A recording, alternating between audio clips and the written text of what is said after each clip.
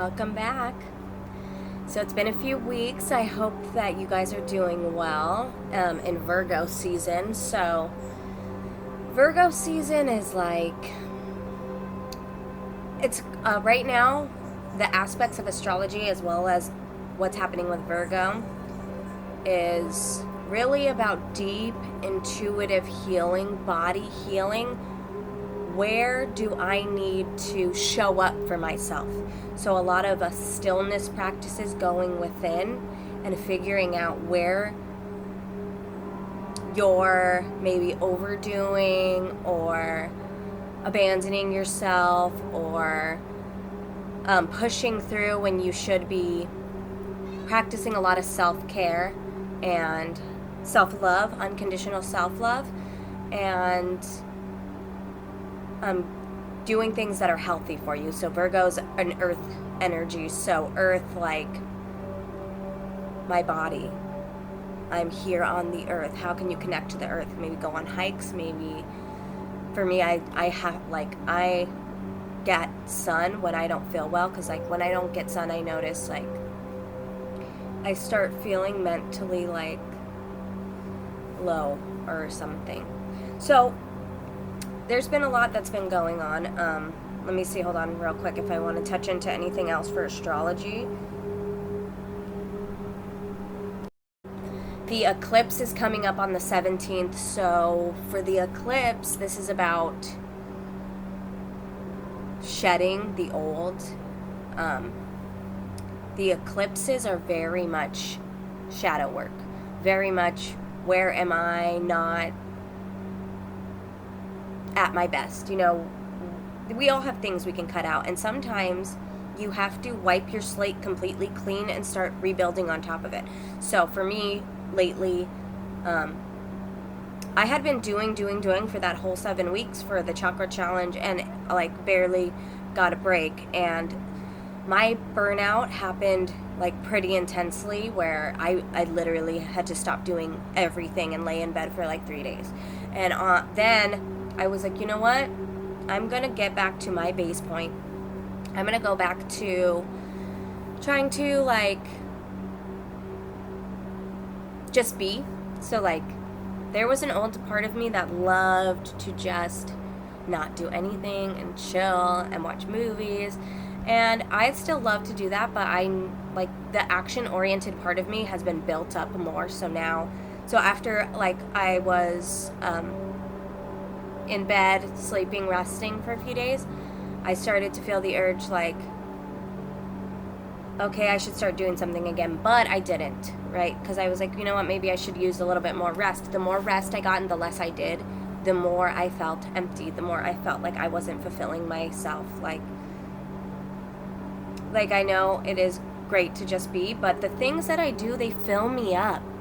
So I took a break off of working out as well, and I literally saw how much that changes my mental state and my energy. So like my body, like a lot of times when I'm not working out, my body starts feeling slow and sluggish, and like I don't want to do anything. So I start feeling very resistant to things, and then mentally I start feeling very overwhelmed, stressed out. And on top of this, what was going on was I also like had a very slow work schedule. So financially I'm like I was dwindling, and then I had to ask for help, and I was stuck in a mentality that was hyper independent. So asking for help was like a pretty big hit to my ego, I guess. But it also helped me to get closer to the people that I love, and now I'm not seeing it so much as like an obstacle. I'm seeing it more as a blessing. Now, so today Mercury's finally out of the shadow period of retrograde, so that means our mental clarity is going to be coming in very much more like clear. So I went on a trip, and like I got really sick because I happened to drink on the trip, and then my body is so used to health at this point that doing that felt like I was abandoning myself. And so I got really sick, and then I started feeling a lot of shame and guilt around that.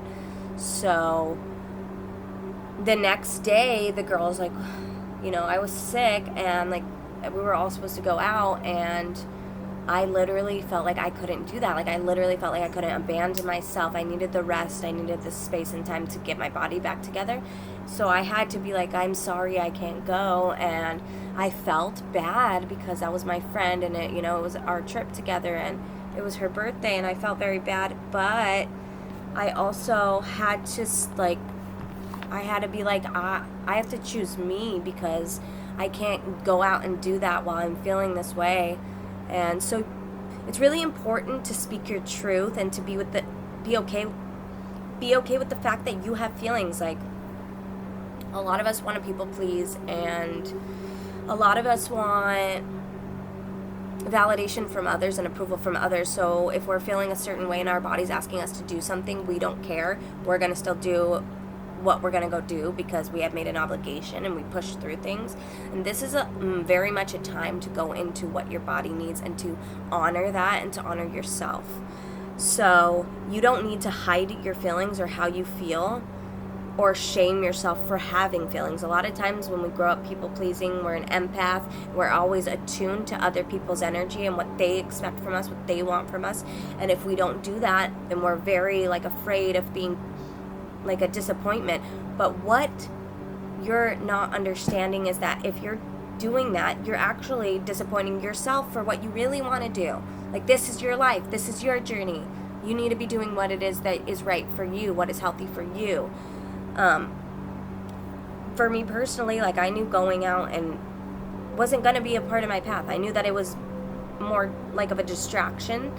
And there was an old part of me that died because an old part of me believed that I had to let loose every once in a while and get really drunk or whatever it is. But I realized that I don't really like doing that anymore, and it doesn't fill me up. If anything, it takes from me. And I'm now I've gone through the mourning stage of that version of me, because now I'm stepping into a version of me where it's I choose health, I choose myself, I choose self-love. So I'm starting to notice different people I'm connecting with now who also are very self-loving and also kind. So I'm starting to realize that sometimes things fall away so that better things can be born. Of course I knew that already, but it's just coming about again. So a lot of the times, childhood wounds of unworthiness and feeling like your feelings were invalidated as a child. So you have feelings and now you're crying to your parents. Well, they don't want to hear it, so go to your room, and then when you're done crying, you can come out. Or, oh, you're crying, I'll give you something to cry about. These are things that can lead to trauma. People saying you're too much while you're emoting. This also can lead to trauma and different coping mechanisms. So, where your coping mechanism is okay, so every time I do something, then I'm met with, I don't want to hear it and I don't want to see it, so I want to be not seen and heard. So it's in Harry Potter when he goes into the closet and he's I'll be in my room making no noise and pretending I don't exist. So that's literally what happens, because I caught myself doing it too as a survivor of trauma, because you feel like you're a burden to others because that's how you were felt in childhood, and then you now feel like every little thing that you do bothers somebody. And we have to learn how to get past that. Your existence, you keeping up with your needs and your health, is the best thing that you can not only do for yourself but for all of humanity.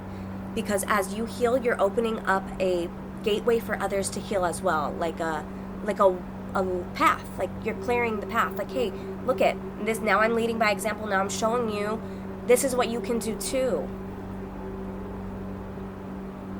So when you feel like you're a burden on your entire existence is a burden, then you want to neglect yourself because you feel like it bothers others and you're a people pleaser. So that is something that comes full circle, and then you just numb out or whatever it is that you do, stay in your room and isolate and close your heart chakra because you don't want to make anybody uncomfortable. And sometimes people are bothered by you and what you do, and then you take it personally and you make it about, oh my God, what's wrong with me? Something's wrong with me. Oh my God. But it's not. Nothing's wrong with you. You're perfect. But you have to give yourself that approval and validation and not be bothered, and step into the courage of, I am going to be okay living my life because it's for me and I deserve it. This is my birthright. So it's time to let all of that go. You are as worthy as everybody else, and everyone is worthy. Okay?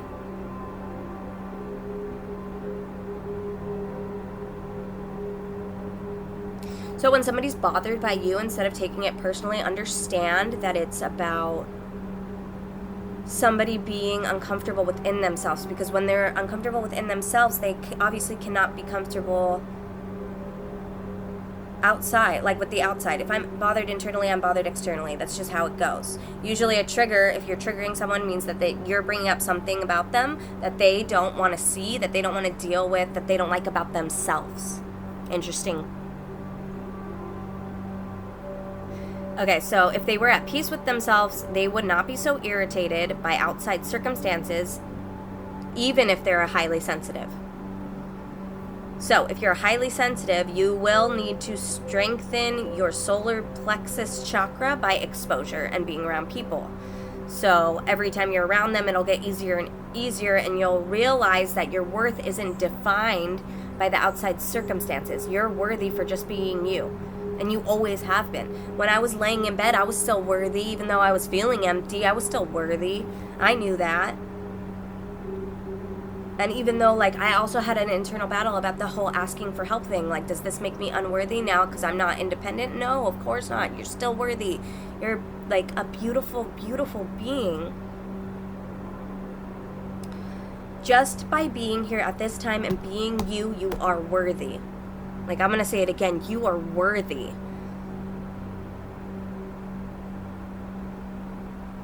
Some people's mission here is literally just to be, because they have such a high vibration, they don't even know it. Some of them aren't even awakened, and having that frequency on the planet right now helps the collective to be able to attain this frequency as well.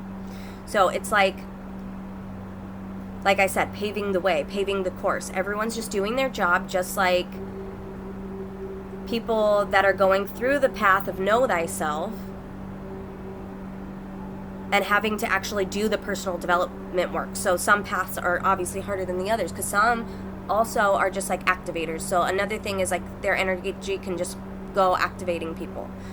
So it's just, some of us chose harder paths than others. Some of us chose to be teachers and to lead the way, to be way showers. And it's like how, so I was listening to Aaron Dowdy, and he talks about how when someone achieves an accomplishment that hasn't been achieved before, then all of a sudden that energy is opened up to the collective.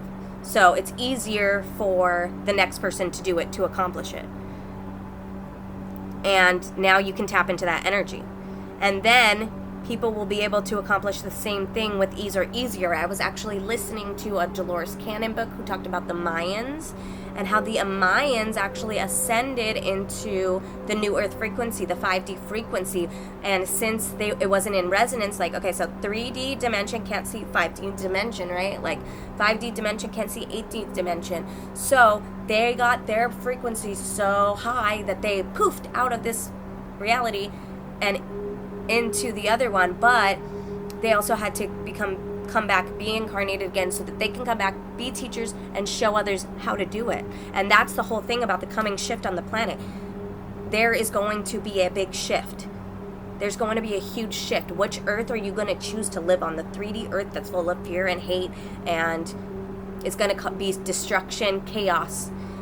The 5D earth that's peace, love, unity, but it requires you to do the work to change and to be one with spirit and to understand and to help humanity, because this is such a crucial time right now. This is a choice point.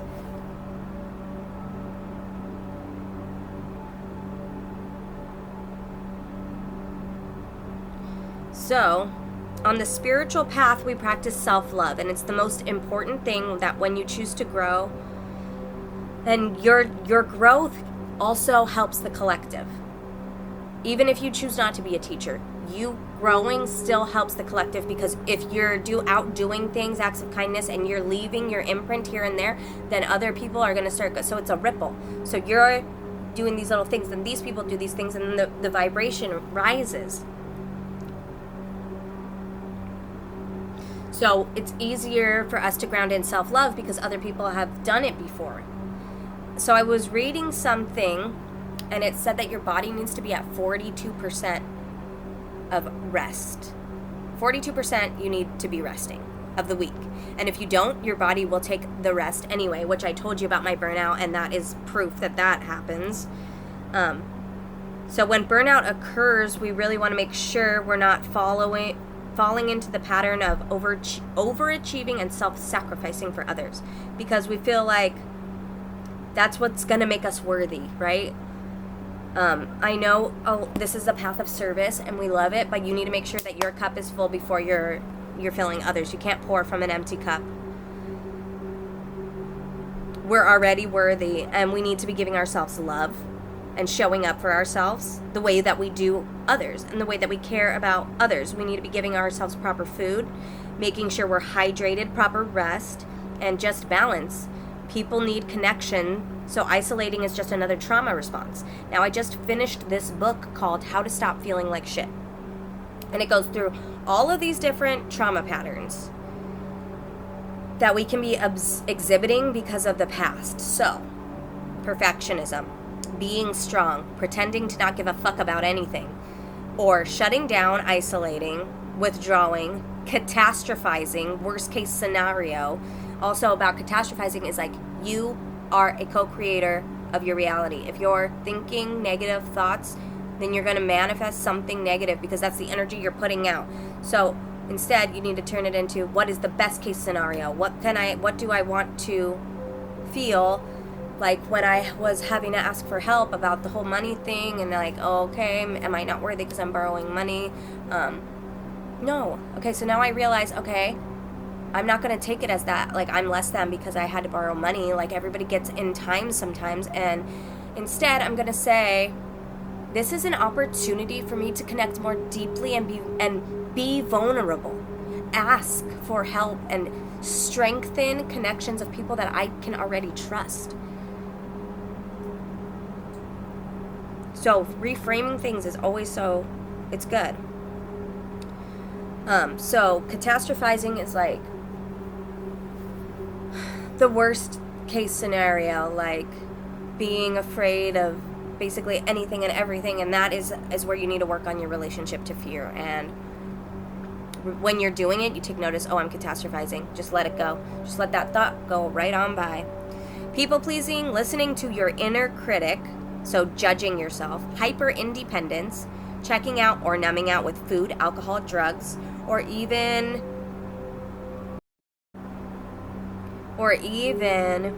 the need to blame others. So needing to control everything, needing to blame others, not taking accountability, approval seeking, imposter syndrome. And a lot of these have to do with us going in order to make our goals and accomplishments. And once we achieve, we don't even celebrate because we have something else we need to be doing. So we're already on to the next thing. And in order to become in tune with our bodies and properly care for them and be able to enjoy the things that we're doing, we need to slow down. And sometimes slowing down feels like, oh shit, I'm not doing enough now. So I can't just sit here. I'm restless. But in order to embrace your inner peace, you have to let go of all of those coping mechanisms. And you have to embrace vulnerability and let go of shame.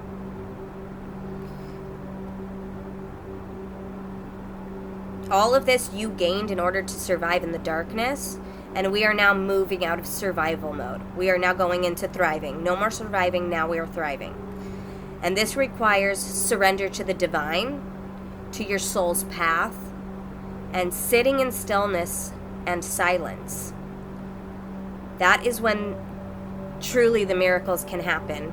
And if you ask for healing during meditation, The best is when you're sitting in stillness, you can literally feel the energy coming through your entire being and clearing you out. And you don't have to be the most worthy. Like, you don't always have to do the most, be the most, prettiest, best, this, that. Like, no, you just need to be you, and you're worthy.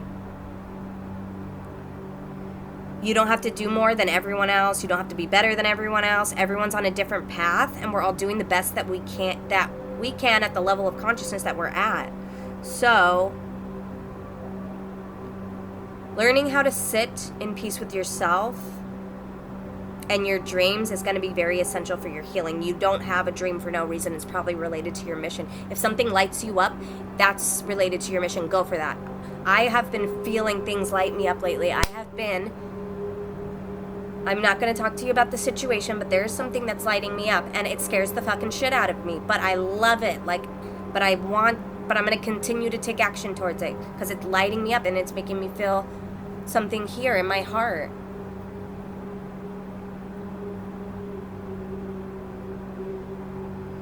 So just learning to love yourself more and take it day by day and do what you want to do and follow your intuition and put down your mapped out to-do list. See where the day takes you. Flow. Follow your joy. Follow what it is that your heart wants. This life is too short. It's all too short to be all work, no play. And once you start doing this, you'll start to realize that you don't tolerate things anymore. Things that aren't good for you anymore. You won't be able to at all. So your body will physically shut it down.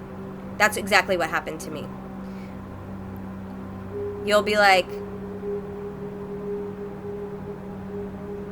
okay, this is what your ego wants to do, but your body says, no, this is not what we're doing, and now I'm shutting down, and now you may feel sick for no reason because that's your body saying, hell the fuck no, we're not doing that.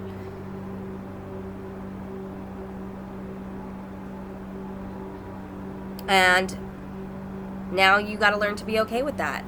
That you got to learn to be okay with walking away from things that aren't good for you. And it's hard. But we can do it.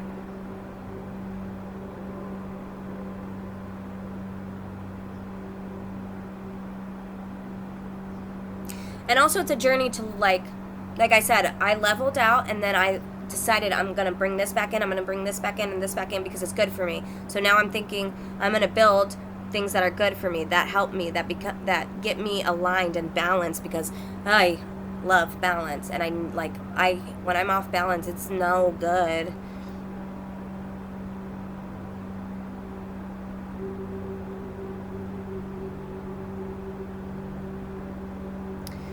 And then you're going to feel the internal clash of the person you used to be and the person you're becoming. And